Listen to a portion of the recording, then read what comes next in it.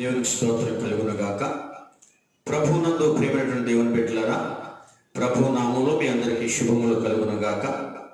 ప్రభు తన ఉచితమైనటువంటి కృప చేత, ప్రేమ చేత, కనికరం చేత గతించినటువంటి పరిశుద్ధ నుండి పరిశుద్ధ దినం వరకు అందరినీ కూడా సజీవుల రెక్కల కింద కాచి కాపాడి గాయాలు భద్రపరిచి ఆయన సన్నిధి భాగ్యం ఉచితంగా దయచేసిన దేవదేవునికి ఏమిచ్చి కూడా మన రుణం తీర్చలేము. అందరూ బాగున్నారు కదండి? బాగున్నారు. మీ అందరినీ మీతో కూడా ప్రార్థిస్తున్నాం. మీరు ఎక్కడున్నా సరే, ఎక్కడుండి యూట్యూబ్ ఛానల్ ద్వారా మరి యొక్క వాక్యాన్ని మీరు ఆలకిస్తున్నప్పుడు మరి దేవుడు మీ హృదయాల్లో కార్యం చేయాలని ప్రభు నామములో మీ అందరి కొరకు ప్రార్థన చేస్తున్నాం. దేవుడు మిమ్మల్ని దీవించునుగాక. అలాగే ఈ యొక్క పరిశుద్ధ దినంలో కూడా కొన్ని వాక్య భాగాలు మనం ధ్యానం చేద్దాం. చూడండి, హెస్కేల్ గ్రంథము 37వ అధ్యాయం మొదటి నుంచి కొన్ని వచనాలు చదువుకొని ఆ వాక్య భాగాలు మనం ధ్యానం చేద్దాం. యెహోవా హస్తము నా మీదికి వచ్చెను. నేను ఆత్మవశుడనై ఉండగా యెహోవా నన్ను తోడుకొని పోయి ఎముకలతో నిండి ఉన్న ఒక లోయలో నన్ను దింపాడు. ఆయన వాటి మధ్యన నన్ను ఇటు అటు నడిపించుచుండగా ఎముకలు అనేకములు ఆ లోయలో కనబడిన అవి కేవలం ఎండిపోయినవి. ఆయన నరపుత్రుడా, ఎండిపోయిన ఎముకలు బ్రతుకగలవా అని నన్ను అడుగగా, ప్రభువా యెహోవా అది నీకే తెలియదని నేనంటిని. అందుకు ఆయన ప్రవచనమెత్తి ఎండిపోయిన ఎముకలతో ఇట్లను ఎండిపోయిన ఎముకలారా యెహోవా మాట ఆలకించుడి. ఎముకలకు ప్రభువైన యెహోవా సెలవిచ్చినదేమనగా, మీరు బ్రతుకున్నట్లు నేను మీలోనికి జీవాత్మను రప్పించుచు చర్మము కప్పి మీకు నరములనిచ్చి మీ మీద మాంసము పొదిగి చర్మము మీ మీద కప్పెదను.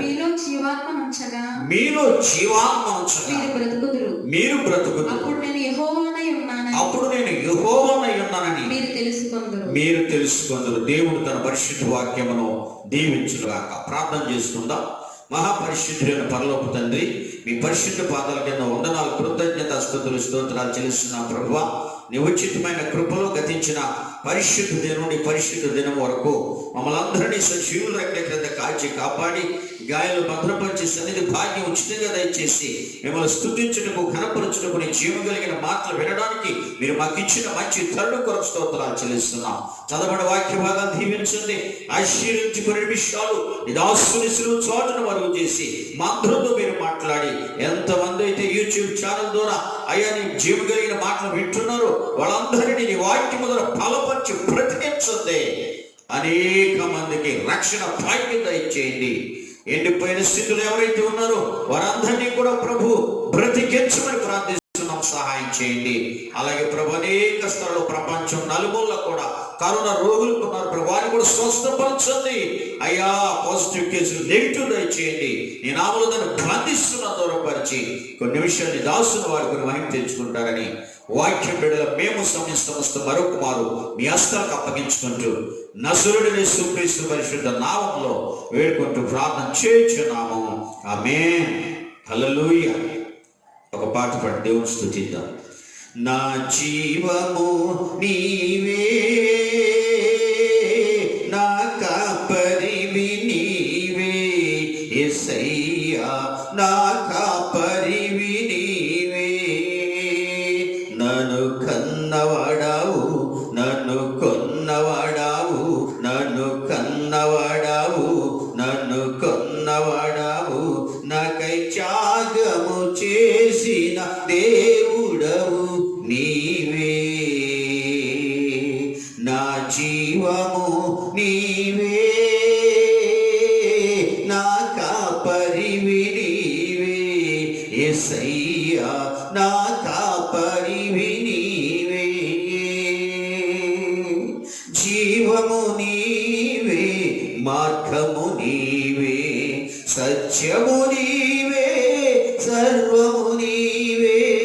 జీవము నీవే, మార్గము నీవే, సత్యము నీవే, సర్వము నీవే, నీ రూపములో నన్ను నిర్మించి, నా నాసికములో నీ జీవమిచ్చి, నీ రూపములో నన్ను నిర్మించి, నా నాసికములో నీ జీవమిచ్చి, నన్ను జీవాత్మగా చేసినావు, నన్ను జీవాత్మగా చేసినావు, నా జీవము నీవే, నా కాపరివి నీవే, యేసయ్యా నా కాపరివి నీవే.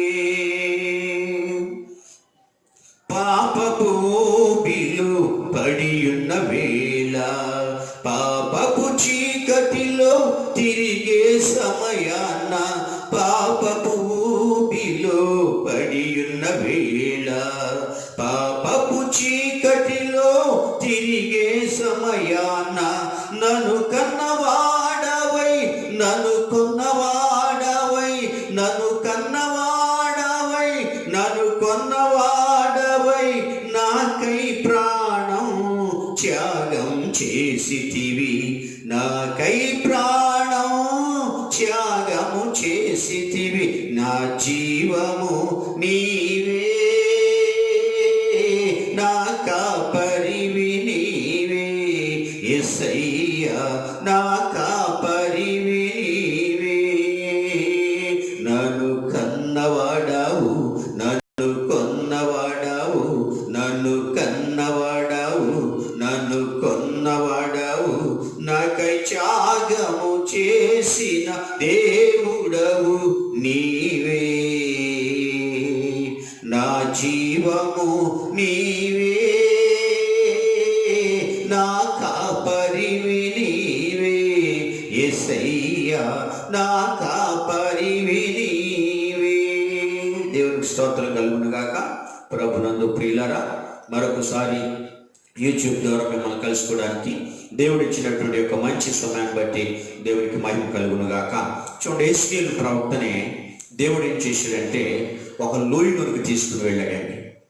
ఒక లోయలోకి తీసుకుని వెళితే ఆ లోయలో ఏమున్నాయంటే ఎండిపోయినటువంటి ఎముకలు ఉన్నాయి. ఆలోచన చేయండి. అక్కడ అంటాడు, యెహోవా హస్తము నా మీదకి వచ్చాను అంటే, యెహోవా హస్తము హెస్కేల్ మీదకి వచ్చినప్పుడు హెస్కేల్తో దేవుడు అంటాడు, నేను ఆత్మవశుడనై ఉండగా, దేవుని హస్తము దేవుని యొక్క సేవకుడైనటువంటి ప్రవక్త హెస్కేల్ మీదకి వచ్చినప్పుడు అప్పుడు హెస్కేలు ఆత్మవశుడై ఉన్నాడు. స్తోత్రం కలుగును గాక. చూడండి, ఏదైనా దేవుని వెలుగు కానీ, దేవుని హస్తము కానీ, దేవుని యొక్క వాక్కు కానీ ఎప్పుడైతే మరి ప్రార్థిస్తున్నటువంటి బిడ్డల్ని దేవుని సేవకులను దర్శించినప్పుడు దేవుని ఆత్మ చేత నింపబడతారు. అలాగే యెహోవా హస్తం ఎప్పుడైతే యేసయ్య మీదకి వచ్చిందో ఆత్మవశుడై ఉన్నాడు. ఆత్మవశుడై ఉన్నప్పుడు ఆయన అన్నాడు, అక్కడ చూడండి, ఆత్మవశుడై ఉండగా యెహోవా నన్ను తోడుకొని పోయి ఎముకలతో నిండి ఉన్న ఒక లోయలో నన్ను దించాడు. స్తోత్రం కలుగునుగా. ఆలోచన చేయండి, యెహోవా హస్తమేమో హెస్కేల్ మీదకి వచ్చింది, హెస్కేల్ ఏమో ఆత్మవశుడై ఉన్నాడు. అప్పుడు దేవుడు ఏం చేశాడంటే యెహోవా ఆయన ఒక లోయలోనికి తీసుకెళ్ళిపోయాడు. దేవుడికి స్తోత్రం కలుగును గాక. ఆ లోయ ఎలా ఉందంట, ఎముకలు అనేకములు ఆయన ఆ లోయలో ఉండేను, ఎముకలు అనేకములు ఉండేను, అవి కేవలము ఎండిపోయినాయి. స్తోత్రం కలుగును గాక. ఎముకలు అనేకము కలిగినటువంటి లోయలోనికి యేసయ్యని ఆత్మవశుడై పరిశుద్ధాత్మ దేవుడు తీసుకుని వెళ్ళినప్పుడు ఎండిపోయిన ఎముకలు అక్కడ ఉన్నాయి. ఎండిపోయిన ఎముకలు, వాటిలో జీవం లేదు, వాటిలో ప్రాణం లేదు, వాటికి శరీరం లేదు, వాటికి నరమం లేదు, వాటికి మాంసం లేదు, కేవలం ఎండిపోయినటువంటి పరిస్థితుల్లో ఆ లోయలో ఆ ఎముకలు అక్కడ అనేకమైనవి కనబడుతున్నాయి. స్తోత్రం కలుగును గాక. ఆలోచన చేయండి. నిజంగా చూస్తే ఏంటి, దేవుడు నన్ను ఈ లోయలోకి తీసుకొచ్చాడు, ఈ లోయలో ఎండిపోయిన ఎముకల దగ్గర తీసుకొచ్చాడు, ఇక్కడ పని ఏంటి, ఏదో బ్రతుకున్న మనుషుల దగ్గర తీసుకెళ్తే వారికి ఏదో వాక్యం చెప్పడానికి, ప్రవచనం చెప్పడానికి బాగుంటుంది కదా అని ఒకవేళ అనుకోవచ్చు. కానీ ఎండిపోయినటువంటి ఎముకల దగ్గరే దేవుని యొక్క ఆత్మ కార్యం చేయడానికి సిద్ధంగా ఉందన్న సంగతి హెస్కేలు గమనించలేదు. స్తోత్రం కలుగును గాక. ఒక్కొక్కసారి కొన్ని సమయాల్లో కొన్ని సందర్భాల్లో ఏం జరుగుతుంటే ఎక్కడికి దేవుడు తీసుకెళ్తున్నాడో, ఎవరికి ఏ వర్తమానం ఇస్తున్నాడో, ఎవరితో ఏ విధంగా మాట్లాడడం మనకు అర్థం కాదండి. కానీ దేవుని యొక్క వాక్యము తన దాసును మరుగు చేసి మాట్లాడుతూ ఉన్నప్పుడు అక్కడ కూర్చున్న వారు వింటున్నారు. అనేక మందికి ఆ మాటలు వారి హృదయాలను హత్తుకొని వారిలో జీవం పుట్టి వారికి విశ్వాసం కలిగి దేవుని ఆసక్తి, వాక్యం పట్ల ఆసక్తి వచ్చి ఈ రోజు దేవుడు నాతో మాట్లాడారు ఈ వాక్యము ద్వారా చెప్పేసి అనేక మంది బ్రతుకుచున్న వారు, జీవిస్తున్న వారు, శ్రమ నుంచి, బాధ నుంచి, వ్యాధి నుంచి విడుదల పొందుతున్నారు. అనేక మంది ఈ రోజుల్లో ఈ లోకంలో ఉన్నారు. స్తోత్రం కలుగును గాక. కానీ హెస్కేలు ఎందుకు తీసుకెళ్ళాడన్న సంగతి హెస్కేలుకు తెలియదు. కానీ దేవుని హస్తం వచ్చింది, ఆత్మవశుడై ఉన్నాడు. ఎముకలు కలిగిన, ఎండిపోయిన ఎముకలు కలిగినటువంటి ఆ లోయలోకి తీసుకెళ్లి అక్కడ దించాడు. కానీ అవి బ్రతుకున్న ఎముకలు కాదు, కేవలం ఎండిపోయింది. అక్కడ అన్నాడు చూడండి, దేవుడు అన్నాడు హెస్కేలుతో, ఆయన నరపుత్రుడా, ఎండిపోయిన ఎముకలు బ్రతకగలవా అని హెస్కేలు అడుగుతుంటే ఆయన అన్నాడు, ప్రభువా యెహోవా నీకే తెలియదు ఆయన, ఎండిపోయిన ఎముకలు బ్రతకగలవా అని ఆయన అడిగినప్పుడు బ్రతుకుతాయో ఆయనకు తెలియదు, ఎండిపోయి ఉంటాయో ఆయనకు తెలియదు. ఏం చెప్పినా, ఏం చెప్పకపోయినా, ఏదైనా సరే దేవునికి తప్ప మానవ మాతృకు తెలియదు. స్తోత్రం కలుగును గాక. ఆలోచించి అప్పటి వరకు కార్యం జరిగిన పరిస్థితిలో ఉంటాం మనం. సరిగ్గా సమయం వచ్చినప్పుడు కానీ కార్యం చేస్తాడండి. కాన వివాహంలో కూడా యేసు ప్రభు వారు శిష్యులు వెళ్ళారు. తల్లి కూడా వారితో ఉంది. ద్రాక్షరసం అయిపోయింది, ఫంక్షన్ బాగా జరిగింది, వివాహం బాగా జరిగింది, ఆశీర్వాదకరంగా జరిగింది. స్తోత్రం.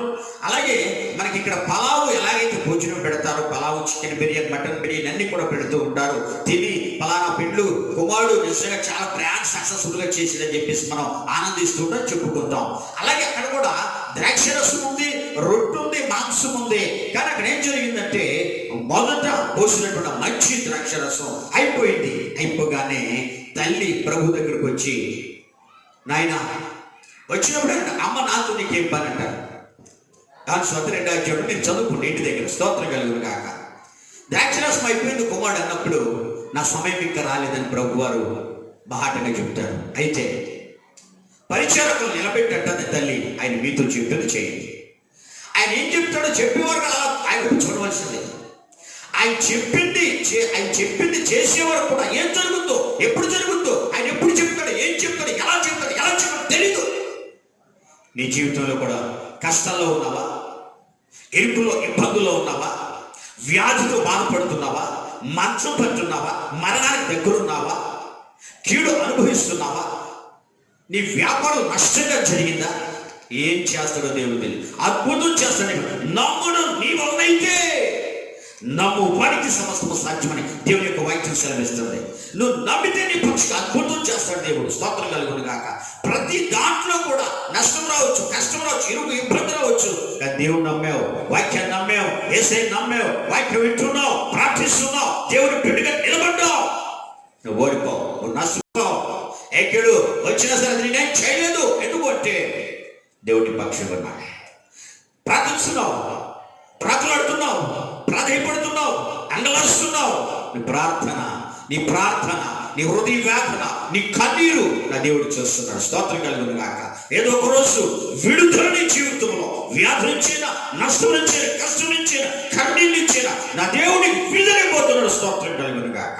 ఆలోచించా ప్రియులరా, ఎండిపోయిన ఎముకల్లోకి అది తీసుకెళ్ళినప్పటి నుంచి స్తోత్రం కలుగును. ఆ కాలంలో నోరు విప్పి నీళ్లతో నింపండి అన్నాడు. ఇప్పుడు మంచి విందు పరకాన్ని ఎందుకు తీసుకుని వెళ్ళండి. మొదట పోసిన ద్రాక్షరసం అలాగే మంచి ద్రాక్షరసం ఇచ్చాడు. అనేక మంది ఆ యొక్క విందు యజమాన్ని ఎంతో మెచ్చుకున్నారు. స్తోత్రం. యేసు ప్రభువు నీ జీవితంలో అద్భుతమైన కార్యం చేస్తాడు. ఎప్పుడైనా చేయొచ్చు, ఎలాగైనా చేయొచ్చు, ఏ పరిస్థితులైనా కానవచ్చు. కానీ ఎండిపోయినటువంటి బ్రతుకుల్లో కూడా, ఎండిపోయిన ఎముకల దగ్గరికి కూడా ఎందుకు యేసుకేలు ప్రార్థన తీసుకొచ్చాడంటే, ఎండిపోయిన ఎముకలు బ్రతకాలంటే యెహోవా అది నీకే తెలియదు ఆయన అన్నప్పుడు ఆయన అంటున్నాడు, అందుకైనా ప్రవచనమెత్తి ఎండిపోయిన ఎముకలు ఇట్లను ఎండిపోయిన ఎముకలారా యెహోవా మాట ఆలకించండి. ఈ ఎముకలకు ప్రభువైన యెహోవా సెలవిచ్చిందేమనగా మీరు బ్రతుకున్నట్లు మీలోనికి జీవాత్మను రప్పించుచున్నాను. చర్మం కప్పి మీకు నరాలిచ్చి మీ మీద మాంసం పొదిగాను. చర్మము మీ మీద కప్పెదను. మీలో జీవాత్మను మీరు బ్రతుకుదురు. అప్పుడు నేను యెహోవానై ఉన్నానని మీరు తెలుసుకుందరు. స్తోత్రం కలుగును గాక. అన్నాడని చక్కని మాట్లాడి ఎండిపోయిన ఎముకలతో చెప్పు, మీరు బ్రతుకుతారు, మీకు నరాలు ఇస్తాను, మీకు చర్మం ఇస్తాను, మాంసం పొందుకుతాను, మీలోనికి నేను జీవాత్మను పంపిస్తాను. స్తోత్రం కలుగును గాక. ఏమంటే ఆలోచించేయండి, ఒట్టి ఎముకలు లోయలో ఉన్నాయి, చాలా లెక్కింపు శక్తిగా ఎముకలు ఉన్నాయండి. ఆ ఎముకలు ఎవరు సూచిస్తున్నాయంటే ఎండిపోయినటువంటి ఇశ్రాయేలీలను సూచిస్తుంది. స్తోత్రం కలుగును గాక. ఆలోచించండి, ఇశ్రాయేలీలు ఎండిపోయిన పరిస్థితుల్లో ఉన్నారు. ఎండిపోయిన ఎముకల్లాగా వారి యొక్క ఆత్మీయ జీవితం, వారి యొక్క శారీరక జీవితం నిజంగా కృషించిపోయిన జీవితాల్లో ఉన్నారు. స్తోత్రం కలుగును గాక. ఆలోచించేయండి ప్రియులారా, నరాలను ఇస్తానంటున్నాడు, మాంసాన్ని పొదుగుతాడంట, వాటి మీద చర్మం కప్పుతాడంట, నిజంగా వాటికి జీవాత్మని ఇస్తాడంట. నిజంగా ఆలోచించండి, ఎంత మంచి దేవుడు అండి, ఎంత దయ కలిగిన దేవుడు అండి, ఎంత కనికరమూర్తి అండి, నేను ఎంత కరుణ కలిగిన దేవుడు అండి. ఆలోచించేయండి, నువ్వు ఎండిపోవడం దేవుడికి ఇష్టం లేదు. నువ్వు ఎండిపోవడం దేవుడికి ఇష్టం లేదు. నువ్వు యేసుక్రీస్తు ప్రభుని స్తుతించే బిడ్డగా ఉండాలి. యేసుక్రీస్తు కొరకు నిలబడే బిడ్డగా ఉండాలి. యేసుక్రీస్తు కొరకు పాడాలి. యేసుక్రీస్తు కొరకు ఆడాలి. యేసుక్రీస్తును ప్రకటించే బిడ్డగా ఉండాలి. కానీ ఎండిపోయిన పరిస్థితులు, ఒకవేళ నా సహోదరుడా, ఈ సమయంలో నీ భక్తి జీవితం, నీ విశ్వాస జీవితం, నీ ప్రార్థన జీవితం, నీ వాక్య జీవితం, నీ సంఘ జీవితం, నీ యొక్క పరిస్థితి ఆత్మీయంగా చూసినట్లయితే ఒకవేళ ఎండిపోయిన పరిస్థితుల్లో ఉంటే దేవుడు సెలవిస్తున్నాడు, ప్రవచనమెత్తి మాట్లాడు నా కుమారుడా, ప్రవచనమెత్తి వాటితో చెప్పు, ఎండిపోయిన ఎముకలు బ్రతకగలరు, ప్రవచించు, వాటికి నరాలను ఇస్తాను, చర్మాన్ని పొందుకుతాను, మాంసాన్ని ఇస్తాను, వాటికి నేను జీవాత్మని ఇస్తాను. స్తోత్రం కలుగును గాక. ఆలోచించేది ప్రియులారా, ఎంత గొప్ప దేవుడు మన దేవుడు, ఎంత మంచి దేవుడు మన దేవుడు. నిజంగా నువ్వు ఎండిపోవడం దేవుడికి ఇష్టం లేదు.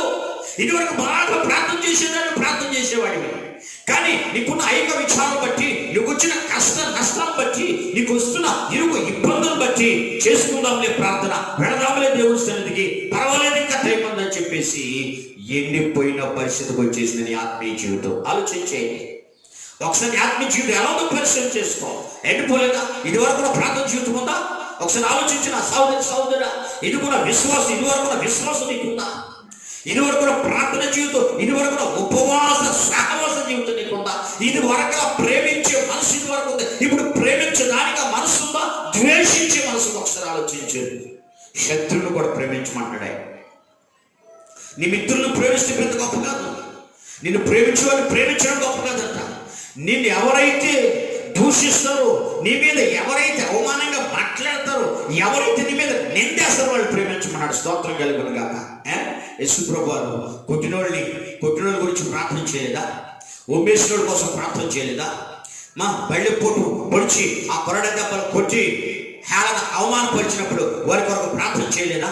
తండ్రి, వీరేమి చేయుచున్నారు, వీరెరుగరు కనుక వీరిని క్షమించమని శత్రువులుగా కొడుతుంటే, వారి కోసం ఆయన ప్రాణం తారపోస్తుంటే, ప్రజలందరూ పాప శాప విమోచనార్థమైన రక్తం కాచి ప్రాణం పెట్టడానికి సిద్ధంగా ఉంటే వారి కొరకు ప్రార్థన చేయలేదా? దేవుని బిడ్డవే కదా, వాక్యం ఎరిగిన బిడ్డవు కదా, ప్రార్థన నీకు తెలుసు కదా, వాక్యం నీకు తెలుసు కదా, సత్యం నీకు తెలుసు కదా, ఆత్మీయంగా ఎలా నడవాలో నడిపిస్తున్నా నీకు తెలుసు కదా. తెలుసున్న నీవు ఎందుకు ఈ నిమిషంలో, ఈ పరిస్థితులు, ఈ రోజున ఎండిపోయిన పరిస్థితుల్లో నీ భక్తి జీవితం, నీ విశ్వాస జీవితం, నీ వాక్య జీవితం, నీ సంఘ జీవితం ఎందుకు ఎండిపోయాడు? తప్పు నీదే, పొరపాటు నీదే. మొదటున్న ప్రార్థన లేదు నీకు, మొదటున్న ఉపవాసం లేదు నీకు, మొదటున్నటువంటి ఆ యొక్క ప్రేమించే తత్వం, మనస్తత్వం లేదు నీకు. మొదట వాక్యాన్ని ధ్యానించి ఆ యొక్క సమయం కొన్ని పోగొట్టుకుంటున్నావు. లోకంలో సమయం ఎక్కువ ఖర్చు పెడుతున్నావు, స్నేహితుల కోసం ఎక్కువ ఖర్చు పెడుతున్నావు, బంధువుల కోసం ఎక్కువ ఖర్చు పెడుతున్నావు, లోక సంబంధమైన వ్యవహారాల కోసం ఎక్కువ ఖర్చు పెడుతున్నావు. నీ సమయాన్ని దేవుని దగ్గరికి వచ్చేటప్పటికి చాలా తక్కువగా దేవునికి సమయాన్ని ఇస్తున్నావు. మరి ఆత్మీయ జీవితం ఎండిపోదా? నీ శారీరక జీవితం ఎండిపోదా? ఒక ఆయన అంటారండి, ఆయన ప్రార్థనా జీవితం బాగున్నప్పుడు ప్రభువారు చూపించిన దర్శనం చెరువు చక్కగా నీళ్లతో నిండిపోయి అందులో చేపలు చక్కగా చెడు తిరుగుతూ కెలకెల కొట్టుకుంటూ చక్కగా సంతోషంగా ఆడుకుంటున్నాయి. చెరువు బాగా నిండుంది, నీళ్లతో నిండుంది, చేపలన్నీ కూడా చక్కగా ఆడుకుంటున్నాయి, అటు తిరుగుతున్నాయి చక్కగా చేపలన్నీ కూడా సంతోషంగా ఉన్నాయి, ఆనందంగా అటు తిరుగుతున్నాయి, చక్కని మేత పడుకుంటాయి. తర్వాత చూపించాడు, చెరువు ఎండిపోయి బురదుంటే ఆ బురదలో చేపలు అటు ఇటు కొట్టుమిట్టాడుతూ బ్రతకలేక చావలేక కొట్టుమిట్టాడుతున్నటువంటి ఆ దర్శనాన్ని ప్రభు మరలా నీ సేవకు చూపించాడు. ప్రార్థన చేసినప్పుడేమో చక్కగా చెరువు అనే సంఘం ఉంది, చేపలనే ఆత్మలు చక్కగా ఉన్నాయి, అందులో ఐశ్వర్యకరంగా ఆనందకరంగా ఉంది. ప్రార్థన ఎప్పుడైతే దిగజారిపోయిందో, ప్రార్థనలో వెనుకబడిపోయేవో, ఉపవాసంలో వెనుకబడిపోయేవో, ఆ సేవకుడి యొక్క సంఘం నీరని ప్రార్థన లేక, నీరని వాక్యము లేక, చేపలని ఆత్మలో బురదలో అనగా మరణంలో కొట్టుమిట్టాడుతున్నాయి. నా ప్రియ సోదరి సోదరుడా, నా ప్రియమైన సేవకుడా, నీ సంఘ ప్రార్థన, నీ సంఘములో సేవ, నీ యొక్క విశ్వాస బిడ్డలు ఏ విధంగా ఉన్నారు? ఎండిపోయిందా? వాటికి జీవం ఉందా? అంటున్నాడు, ఎండిపోయిన ఎముకలతో నరాలు పిస్తాను, ప్రవచించిన కుమారుడా, చర్మం పొదుగుతాను, మాంసం పొదుగుతాను, వాటికి జీవం ఇస్తాను, జీవాత్మ వాటిలోనికి నేను రప్పిస్తాను అని చెబుతూ కింద అన్నాడండి, ఆయన నాకు ఇచ్చిన ఆజ్ఞ ప్రకారం నేను ప్రవచించుచుండగా గడగడమను ధ్వని ఒకటి పుట్టెను. అప్పుడు ఎముకలు ఒకదానితో అతుక్కబడి నేను చూచుచుండగా నరములను మాంసము వాటి మీదకు వచ్చెను, దానిపైన చర్మము కప్పెను. అయితే వాటిలో ఎంత మాత్రమును జీవాత్మ లేకపోయి చూసారండి. ఆయన ప్రవచిస్తుంటే ఆ లోయలో ఉన్న ఎముకలు గడ గడ గడ గడ ధ్వని, ఒక పెద్ద శబ్దం అండి వచ్చి ఎముకలు అతుకుపడ్డాయి. కాలు ఎక్కడో ఉంటుందండి, తల ఎక్కడ, బుర్ర ఎక్కడో ఉంటుంది, చెయ్యి ఎక్కడో ఉంటుంది, ఆలోచించిన అవయ ప్రకటనలు ఎక్కడో ఉంటాయి. ఆ లోయలో ఎక్కడ ఎలా పడున్నాయో ప్రవచనం పెట్టి మాట్లాడుతూ ఉంటే గడ గడమని శబ్దం వచ్చినప్పుడు అవన్నీ అతుకబడ్డాయి. స్తోత్రం. సంఘములో ఒక వ్యక్తిగా, సంఘములో ఒక శక్తిగా నువ్వు అతుకబడాలి. అక్కడక్కడ ఉండటం కాదు, ఎండిపోయిన పరిస్థితుల్లో ఉండటం కాదు. నువ్వు దేవునికి కావాలి. దేవుడు నీ ద్వారా కార్యాలు చేయించుకోవడం సిద్ధపడుతున్నాడు. ఆయన సిద్ధంగా ఉన్నాడు. నువ్వే ఎండిపోయి ఉన్నావు కానీ ఆయన దొడ్డుగానే ఉన్నాడు. నువ్వు వెనక్కి వెళ్ళిపోతున్నావు కానీ ఆయన రమ్మంటున్నాడు. చూడండి, 50వ కీర్తన మొదటి వచనంలో దేవాది దేవుడని యెహోవా ఆజ్ఞ ఇచ్చుచున్నాడు. ఎలాగా? తూర్పు దిక్కు మొదలుకొని పడమటి దిక్కు వరకు భూనివాసులు రమ్మని ఆయన పిలుచుచున్నాడు. చూసారండి, దేవాది దేవుడు యెహోవా అన్నాడండి, తూర్పు దిక్కు మొదలుకొని పడమటి దిక్కు వరకు భూనివాసులను, భూ జంతువులను లేదు, పక్షులను లేదు, జలచరాలను లేదు, ప్రాయ జీవులను లేదండి, నరులను మనుషులను అంటాడండి. తూర్పు దిక్కు మొదలుకొని పడమటి దిక్కు వరకు ఎంతమంది భూనివాసులు ఉన్నారో, ప్రజలు ఉన్నారో వాళ్ళందరినీ రమ్మంటాడండి. ఆయన దగ్గరకు వస్తే రక్షణ, ఆయన మాట వింటే ఎండిపోయే పరిస్థితి ఉండదు. ఆయన దగ్గరకు వస్తే ఆశీర్వాదం, ఆయన దగ్గరకు వస్తే మారు మనసు, ఆయన వాక్యం వింటే రక్షణ, ఆయన వాక్యం వింటే విశ్వాసం, ఆయన వాక్యం వింటే పరలోకం, ఆయన వాక్యం వింటే ఆశీర్వాదం, ఆయన వాక్యం వింటే స్వస్థత నీకు కలగడానికి సిద్ధంగా ఉంది. ఆయన దగ్గరికి ఎంతమంది వస్తున్నారు? ఏ విధంగా వస్తున్నారు? యేసు ప్రభు వారు భూమి మీద జీవించినప్పుడు శరీరధారిగా 4 రకాల మనస్తత్వం కలిగిన మనుషులు వచ్చేవారంట. ఒకటే, ఆయన ఏమన్నా మాట్లాడితే తప్పు పట్టుకోవాలని కొంతమంది వచ్చేవారు. కొంతమంది రోగులు స్వస్థపరుస్తాడు. స్వస్థత కార్యాలు కూడా కొంతమంది వచ్చేవారు. మరి కొంతమంది రొట్టెలు పంచి పెడతారు, రొట్టెల కోసం వచ్చేవారు. మరి కొంతమంది దేవుని యొక్క వాక్యం విని మారు మనసు పొంది రక్షణ పొందడానికి వచ్చేవారు. ఈ 4 రకాలైనటువంటి మనస్తత్వం కలిగిన ప్రజలు ఆనాడు ఉన్నారు, ఈనాడు ఉన్నారు. ఈనాడు నువ్వు ఏ విధంగా ఉన్నావు, ఏ మనస్తత్వంతో ఉన్నావు వాళ్ళకి తెలియదు. ఎండిపోయిన పరిస్థితిలో కొంతమంది ఉన్నారు, తప్పు బట్టి ఎండిపోయే పరిస్థితిలో ఉన్నారు. ఎంతసేపు దేవునిలో తప్పు పట్టుకోవాలని, దేవుని శాపము తప్పు పట్టుకోవాలని, దేవుని పిల్లలు తప్పు పట్టుకోవాలని చూసేవాడు కొంతమంది ఉన్నారు. అదే తప్పు, ఎండిపోవడం. నీకు ఇచ్చిన అవకాశాన్ని బాగు చేసుకుంటున్నావు, పోగొట్టేసుకుంటున్నావు. స్తోత్రం కలిగిన కాదు, జాగ్రత్త, ఆలోచించి. కానీ ఇక్కడ అలా కాదండి. ఏమన్నాడైనా నరాలను ఇమ్మని, నరాలను ఇచ్చినట్లు, మాంసం పొదుగునట్లు, చర్మం కప్పునట్లు ఆ గడగడమని శబ్దం వచ్చినప్పుడు అవన్నీ కూడా ఏది ఏ క్రమములో రావాలో, ఏ పద్ధతిలో రావాలో అన్నీ కూడా ఒక క్రమ పద్ధతిలో వచ్చి ఒక చక్కటి హస్తి పంజరంగా తయారైంది. నిలబెట్టాడు. వాటిలోనికి నరాలు వచ్చినాయి, మాంసం పొదిగాడు, చర్మం కప్పాడు. ఇక అవి చక్కగా చక్కని రూపంతో ప్రతి ఎముకలు కూడా చక్కగా అందంగా పొందిగా తీర్చబడి చక్కగా ఉన్నాయి. కానీ వాటిలో ఏమి లేదంటే జీవాత్మ లేదు. జీవము లేకుండా, జీవాత్మ లేకుండా నువ్వు ఎంత సౌందర్యంగా ఉన్నా, ఎంత అందంగా ఉన్నా, ఎంత ఆనందంగా ఉన్నా, పొందికగా ఉన్నా ప్రయోజనమేమీ లేదు. ఆలోచించండి పిల్లలు. పై రూపం బాగానే ఉంటుంది చాలా మందికి, పై అందం బాగానే ఉంటుంది చాలా మందికి, కానీ ఏముండదంట హృదయ సౌందర్యం, హృదయానికి అందం లేదంట. ఆలోచించే అంటారు చాలా మంది, మా వాడు మనసు మంచిదండి కానీ గుణమే మంచిది కదండి. ఆమె మనసు మంచిదే కానండి అయ్యగారు, గుణం మంచిది కాదండి. గుణం మంచిది కానప్పుడు నువ్వు దేవుడికి అవసరమా? గుణ విషయంలో ఎండిపోయావు, యథార్థతలో ఎండిపోయావు, పరిశుద్ధతలో ఎండిపోయావు, ప్రార్థనలో ఎండిపోయావు, మారు మనసు లేదు ఎండిపోయావు, క్షమాపణ లేదు ఎండిపోయావు, నీతిలో ఎండిపోయావు. అవసరమా దేవునికి? మరొక అవకాశం దేవుడు ఇస్తున్నాడు నీకు, మరొక అనుకూలమైన సమయం దేవుడికి ఇస్తున్నాడు. ఆలోచించి నా ప్రియ సోదరి సోదరుడు స్తోత్రం కలుగును గాక. అక్కడ ఏమన్నాడు? జీవాత్మ వచ్చినట్లయినా ఏమన్నాడు? లేదు.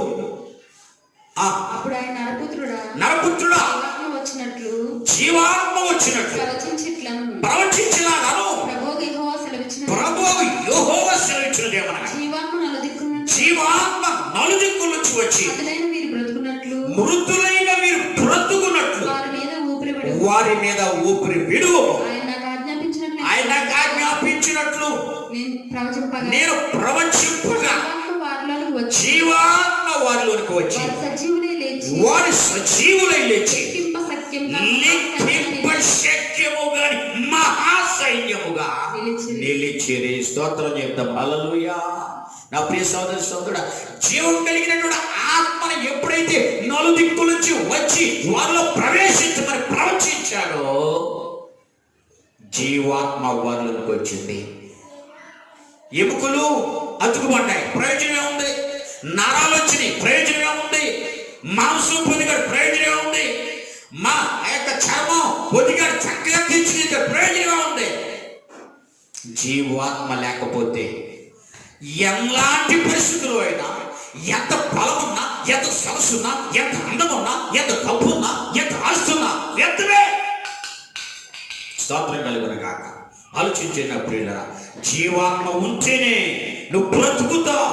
జీవాత్మ నీలోకి వస్తేనే నువ్వు జీవింప చేస్తాడు దేవుడు. ఆ జీవాత్మ లేకుండా ఒకవేళ ఎంతకాలం బ్రతికినా వట్టి వాడవే, వట్టి దానిపై ప్రయోజనం లేదు. కాబట్టి ఈ రోజున ప్రభు నామాన్ని బట్టి తెలియచేస్తున్నాను, ఎండిపోయిన ఎముకలు దేవుడు బ్రతికించాడు. కాబట్టి ఎండిపోయిన ఆత్మీయ ఆత్మీయ జీవితాన్ని మరొక వారు వెలిగించి ఆయన నామ మహిమాత్మై నేను వాడుకోవడానికి, నేను బలపరచడానికి, ఆత్మీయంగా నేను బ్రతికించడానికి నా దేవుడు సిద్ధంగా ఉన్నాడు. ఒప్పుకుంటావా? మార్చుకుంటావా? మనసు దేవుడి దగ్గరికి వస్తావా? కన్నీరు కాల్చి ప్రార్థన చేస్తావా? ఉపవాసమని కోజాడతావా? అంగలాస్తావా? ఆలోచన చేసుకో నా ప్రియ సహోదరి సహోదరుడా. ఎండిపోయినటువంటి ఆ ఎముకలు ఆ లోయలో ఎలాగైతే బ్రతికించాడో, ఈ భూలోకం అనే లోయలో ఎండిపోయిన ఆత్మీయ జీవితం బ్రతికించడానికి నా దేవుడు సిద్ధంగా ఉన్నాడు. సిద్ధమా? ఒకసారి ఆలోచించు. ఆయన దగ్గరికి వస్తావా? ఈ రోజున ఆలోచన చేసుకో. రాత ప్రియ సహోదరి సహోదరుడా, ఎండిపోయిన జీవితాన్ని, మూడు బాలిన జీవితాన్ని చిగురింప చేయడానికి, దడుగా చేయడానికి, జీవితంతో ఉన్నటువంటి జీవితం చేయడానికి, 10 మందికి పనికొచ్చే పాత్రగా చేయడానికి నా దేవుడు నిన్న నేడు నిరంతరం యాత్రిగా ఉన్నాడు. కాబట్టి ప్రభు దగ్గరికి రా, ప్రార్థించి నీ పక్షంగా నా ప్రభు కార్యం చేయడం సిద్ధంగా ఉన్నాడు. అది ఎండిపోయిన స్థితిలోంచి జీవం కలిగిన స్థితిలోనికి, మంచి ప్రార్థనా స్థితిలోనికి, మంచి భక్తి గల జీవితంలోనికి, మంచి విశ్వాస వీరులాంటి జీవితంలోనికి పట్టిలోనికి రావాలని ప్రభు పేరిట హెచ్చరిస్తూ ముగిస్తున్నాను. దేవుడి కొద్ది మాటలు దీవించునుగాక. ఆమేన్.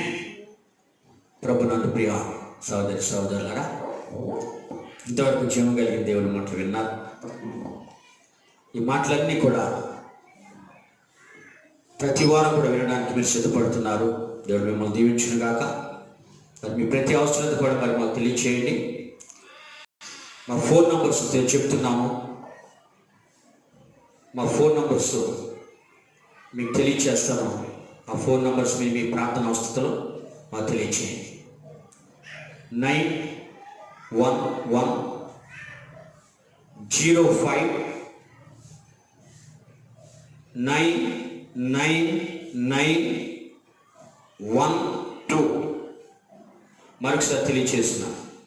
9115999912.